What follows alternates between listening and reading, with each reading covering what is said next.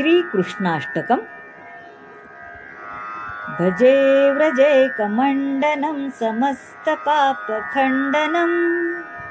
स्वभक्तचित्तरञ्जनं सदैव नन्दनन्दनं सुपिञ्चगुच्छमस्तकं सुनादवेणुहस्तकम् अनङ्गरङ्गसागरं नमामि कृष्णनागरम् मनोजगर्वमोचनं विशाललोललोचनं विभूतगोपगोषोचनं नमामि पद्मलोचनं करारविन्दभूधरं स्मितावलोकसुन्दरं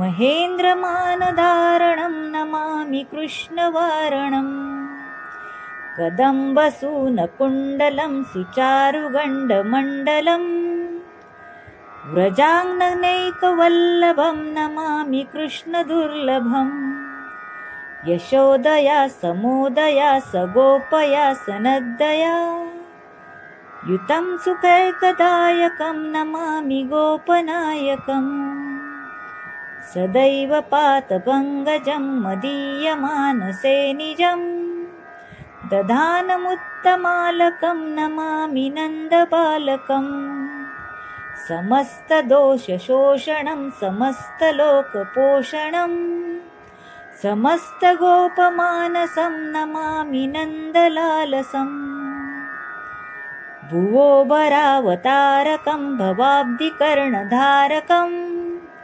यशोमतीकिशोरकं नमामि चित्तचोरकम् दृगन्तकान्तभग्निनं सदालसनिङ्गलम् दिने दिने नवं नवं नमामि नन्दसम्भवम् गुणाकरं सुखाकरं कृपाकरं कृपापरं सुरद्विषष्णिकाननन्द नमामि गोपनन्दनम् नवीनगोपनागरं नवीनकेलिलम्पटं नमामि मेघसुन्दरं ततीतप्रभालसस्तपम् समस्तगोपनन्दनं हृदम्मुजङ्कमोदनं नमामि कुञ्जमध्यकं प्रसन्नभानुशोभनं निकामकामदायकं दृगन्तचारुसायकं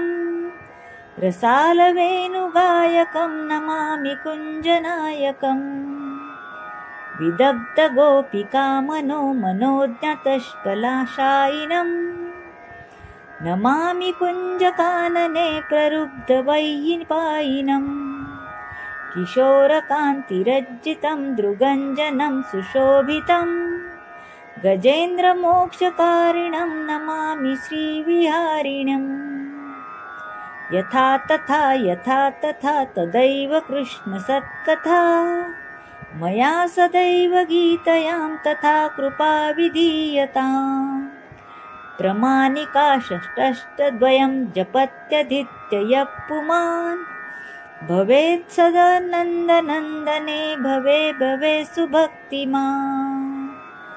ॐ श्रीकृष्णाय नमः। श्रीकृष्णाष्टकं सम्पूर्णं। श्री स्वामी समर्थ।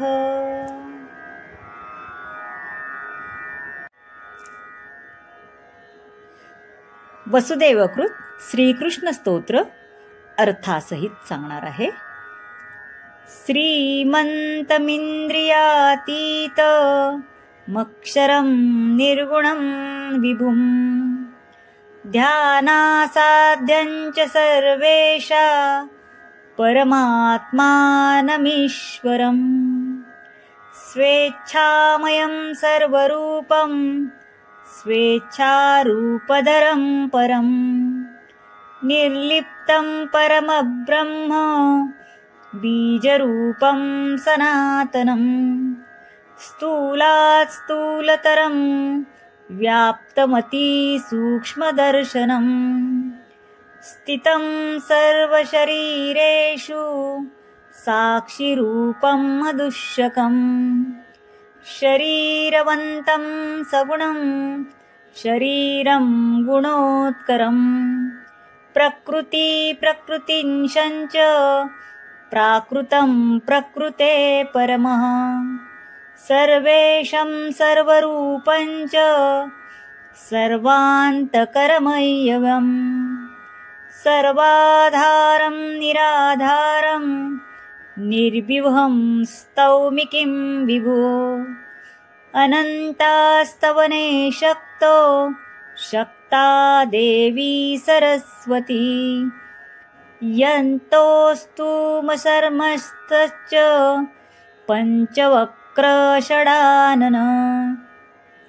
चतुर्मुखो वेदकर्तायं स्तोतुमक्षमसदा गणेशो न समर्थश्च योगीन्द्राणां गुरोर्गुरु ऋषयो देवताश्चैव मुनीन्द्रं मनुमानवाः स्वप्ने तेषामदृश्यं च त्वामेवं स्तुवन्ति ते श्रुतयास्तवने शक्ता किस्तुवन्ति विप्रश्चित विहाय शरीरं च बालो भवितुर्मसि वसुदेवकृतं स्तोत्रं त्रिसन्ध्याया पठेन्नरः भक्तिदास्यवमाप्नोति